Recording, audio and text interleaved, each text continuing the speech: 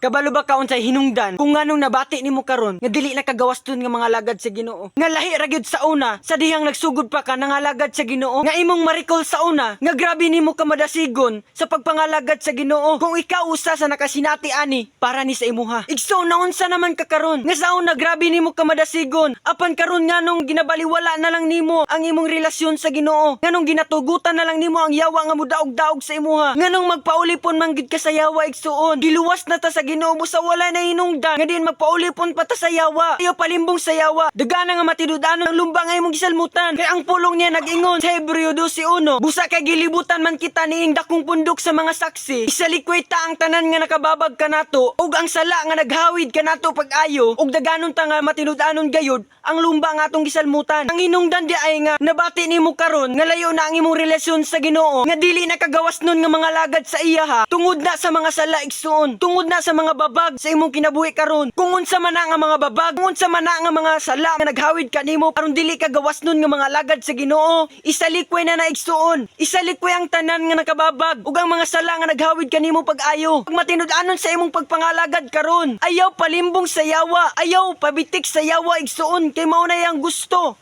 nga dindili ka makapadayon sa ibang imong gisalmutan karon.